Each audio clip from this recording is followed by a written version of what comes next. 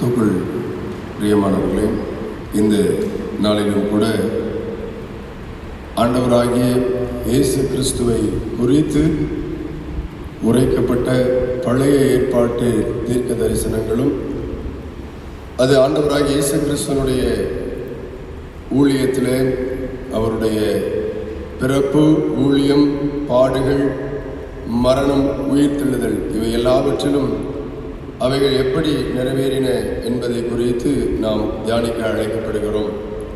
இருந்தவாறு கண்களை மூடி நாம் ஜெபம் செய்வோம்.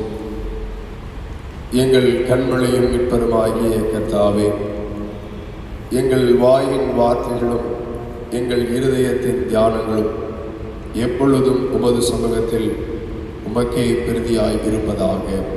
ஆமென்.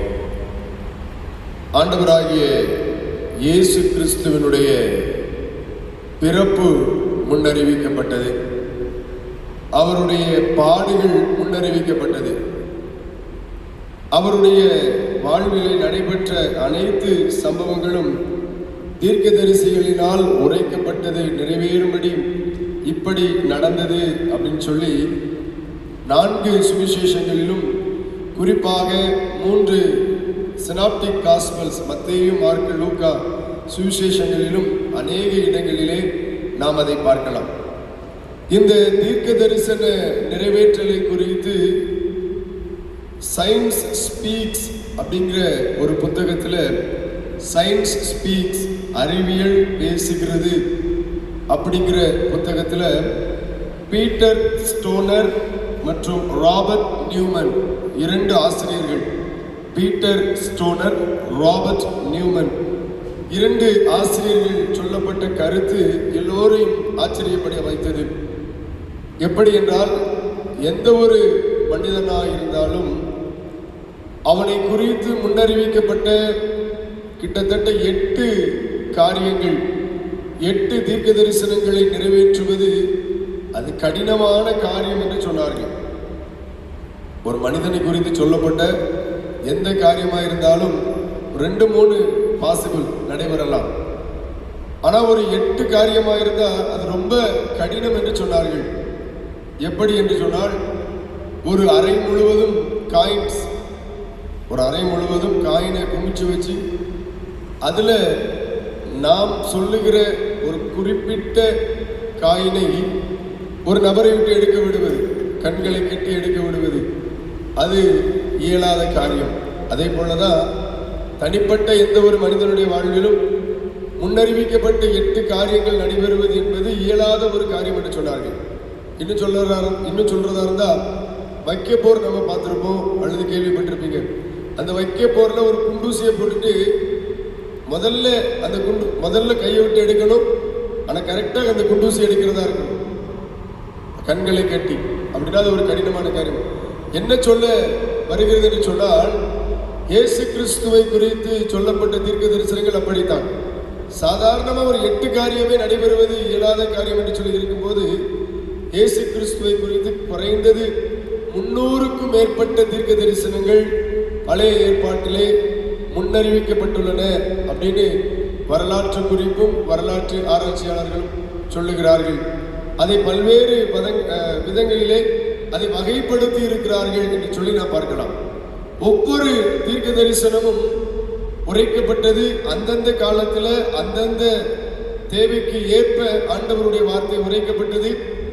அதே வார்த்தை பின்னாளிலே ஆண்டவராகிய இயேசு கிறிஸ்துவிலே அவை நிறைவடைந்தது என்று சொல்லி பார்க்கிறோம்.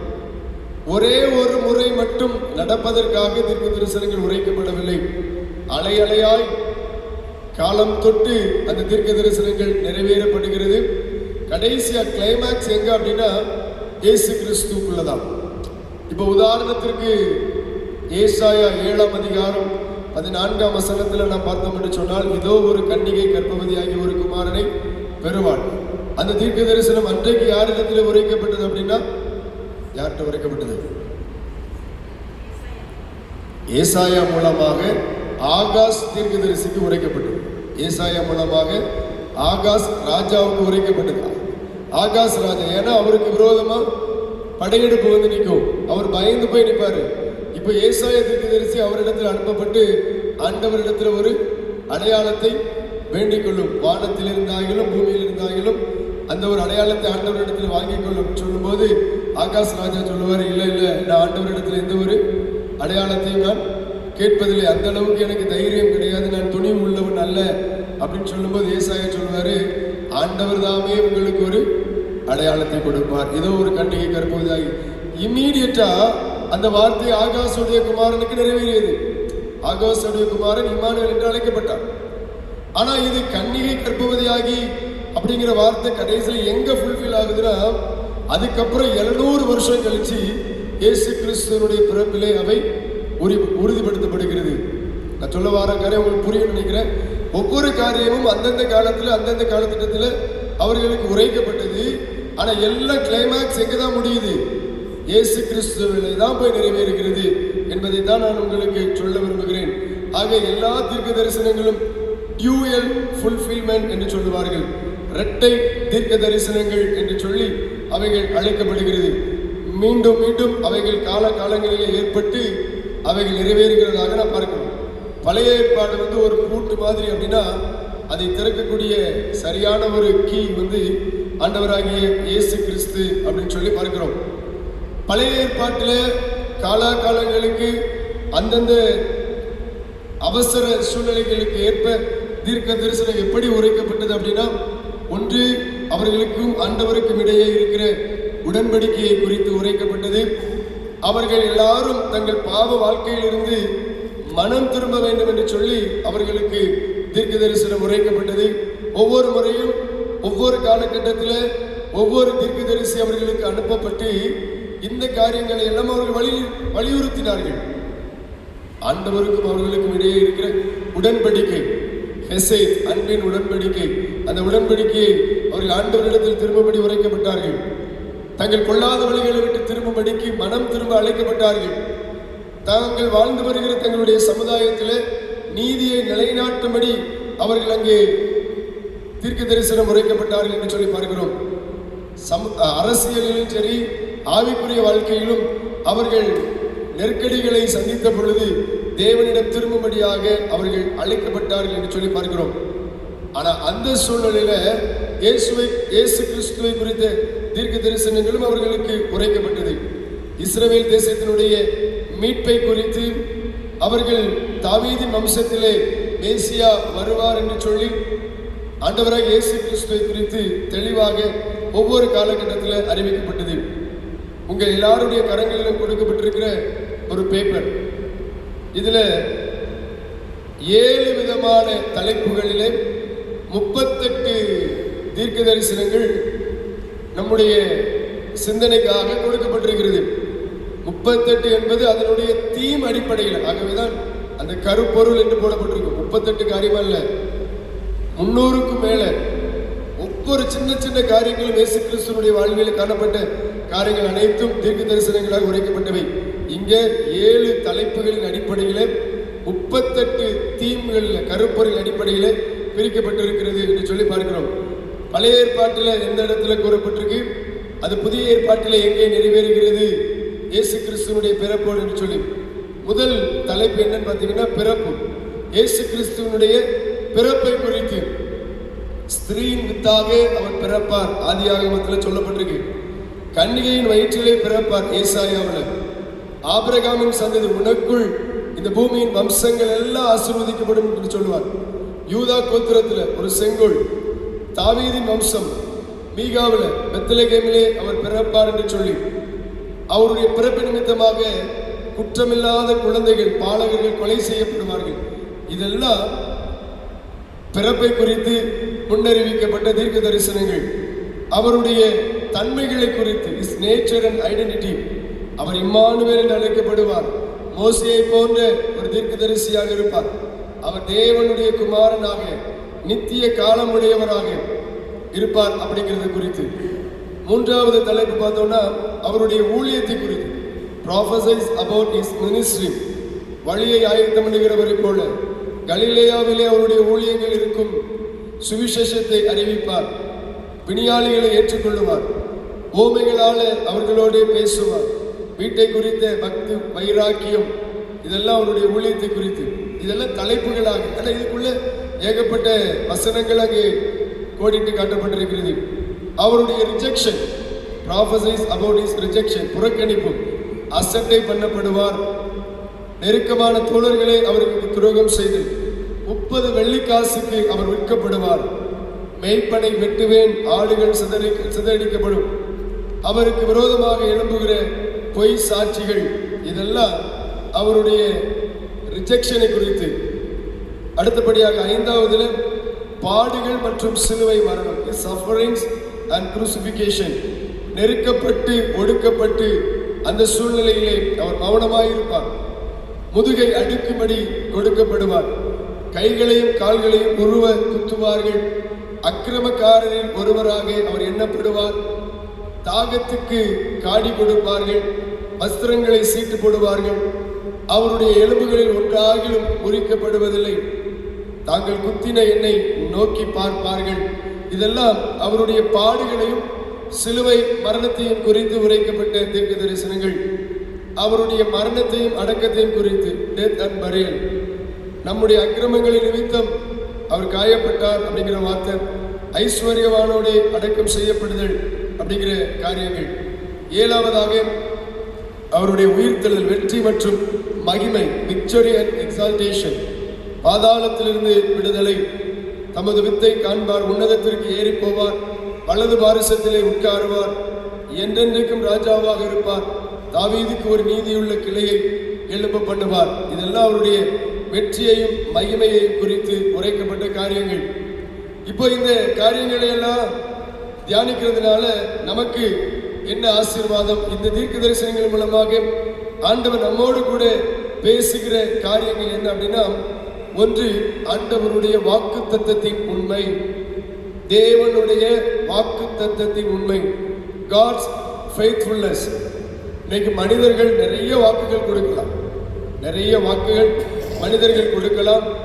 ஆனால் அவர்கள் வாக்கு மாறி விடுவார்கள், மனம் மாறி விடுவார்கள். ஆனால் ஆண்டவர், அவர் வாக்கு மாறாதவர். அவர் உண்மையுள்ள தேவன். அவர் God is God of faithfulness. உண்மையுள்ள ஒரு ஆண்டவர். சொன்ன வாக்கு தத்தத்தை அவர் நிறைவேற்றுகிற ஒரு தேவனாக இருக்கிறார். வானமும் பூமியும் ஒளிந்து போனாலும் அவருடைய வார்த்தைகள் ஒருபோதும் ஒளிந்து போவதில்லை என்று சொல்லி நாம் பார்க்கிறோம். ஆக நம்முடைய தனிப்பட்ட வாழ்க்கைகளே ஆண்டவர் நமக்கு வார்த்தைகளின் மூலமாக வாக்கு தத்தம் தந்தாலும் நிச்சயமாக அதை நிறைவேற்றுவார். உண்மையுள்ள ஆண்டவர். 2வது, the discipline of waiting, காத்திருத்தலின் அவசியம். ஆபிரகாமுக்கு கொடுத்த வாக்குத்தத்தம் நிறைவேற ஆபிரகாம் காத்திருந்தார். உன் சந்ததிக்குள் இந்த பூமியின் வம்சங்கள் எல்லாம் ஆசீர்வதிக்கப்படும் என்பது இயேசு கிறிஸ்துவினுடைய பிறப்புக்கு முன்பாக 2000 வருஷத்துக்கு முன்பாக உரைக்கப்பட்ட வாக்குத்தத்த வசனம். பல தலைமுறைகளை கடந்து, பல சந்ததிகளை கடந்து இந்த வாக்குத்தத்தம் ஆண்டவருடைய ஊழியத்தின் மூலமாக, ஆண்டவருடைய பிறப்பின் மூலமாக அது நிறைவேற்றப்பட்டது என்று சொல்லி நாம் பார்க்கிறோம். இன்றைக்கு நம்முடைய வாழ்க்கையிலும் கூட ஆண்டவர் எனக்கு வாக்குத்தத்தம் தந்திருக்கிறார். நானும் எத்தனையோ ஆண்டுகளாக காத்திருக்கிறேன். ஆனாலும் இன்னும் அந்த வாக்குத்தத்தம் நிறைவேறிய பாடில்லை, இன்னும் எனக்கு அந்த நன்மை நடக்கவில்லை என்று சொல்லி ஒருவேளை நாம சோர்ந்து போயிருக்கலாம். வேதம் நமக்கு கற்றுத்தருகிற ஒரு காரியம், காத்திருக்குதலினாலே அது நிச்சயமாக தாமதித்தாலும் நிச்சயமாய் அதற்கு காத்திரு, நிச்சயமாய் அது நிறைவேறும் என்று சொல்லப்பட்டிருக்கிறது. வேதத்தில் சொல்லப்பட்ட எல்லா வார்த்தைகளும் நிறைவேறி கொண்டிருக்கின்றன. இன்றைக்கு நம்முடைய வாழ்க்கையிலும் காத்திருக்குதல் ஒருவேளை சோர்வுகளை தரலாம். அநேக நேரத்திலே நம்முடைய ஆவிக்குரிய வாழ்க்கையில அது ஒரு பின்னடைவை தருவதை போல காணப்படலாம். ஆனால் ஆண்டவர் அதினதின் காலத்திலே சரியாய் செய்கிற ஒரு ஆண்டவர். இன் இஸ் ஓன் டைம். கலாத்தியர் 4:5 பார்க்கிறோம், இந்த ஃபுல்னஸ் ஆஃப் டைம், காலம் நிறைவேறின போது ஸ்திரீனிடத்திலே பிறந்தவர் என்று சொல்லி அவருடைய பிறப்பை குறித்து பார்க்கிறோம். ஆக ஏற்ற காலம் வரும்போது எல்லாவற்றையும் சரியாக நம்முடைய வாழ்விலே ஆண்டவர் நிறைவேற்றுவார் என்று சொல்லி பார்க்கிறோம். 3வதாக இந்த தீர்க்க தரிசனங்களின் மூலமாக நாம் கற்றுக்கொள்ள இருக்கிற காரியங்கள், ஃபோக்கஸ் ஆன் த சப்ஸ்டான்சஸ்.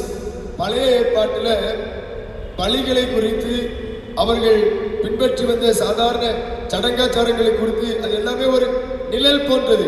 ஆனால் உண்மையான ஒரு நிஜம் யாரு அப்படின்னா இயேசு கிறிஸ்து தான். ஆக இன்றைக்கு நம்முடைய வாழ்க்கையில இயேசுவை விட்டு இன்னைக்கு உலகத்தின் காரியங்களுக்கும் உலகத்தில் உள்ளவங்களுக்கும் முக்கியத்துவம் கொடுக்கப்படுகிறது. நம்முடைய ஃபோக்கஸ் எல்லாம் சப்ஸ்டான்சஸை குறித்து, இயேசுவை குறித்து, இயேசுவின் மீது மாத்திரம்தான் நம்முடைய எல்லா நிலைப்பாடுகளும் இருக்க வேண்டும். நம்முடைய உறவை ஆண்டவரோடு கூட புதுப்பித்தல் தான் காணப்படணும். உலக பிரகாரமான சடங்காச்சாரங்கள், பாரம்பரியங்கள், பலிகள், இப்படி இதுல நம்முடைய கான்சன்ட்ரேஷனை திருப்பதை விட்டுவிட்டு இயேசுவின் மீது நம்முடைய போக்கஸை திருப்பும்படியாக நாம் அழைக்கப்படுகிறோம். நான்காவதாக விக்டரி த்ரூ ஹியூமிலிட்டி, தாழ்மையின் மூலமாக வெற்றி. அன்றைக்கு யூதர்கள் மேசியாவை ஒரு மாபெரும் வீரனாக எதிர்பார்த்தார்கள்.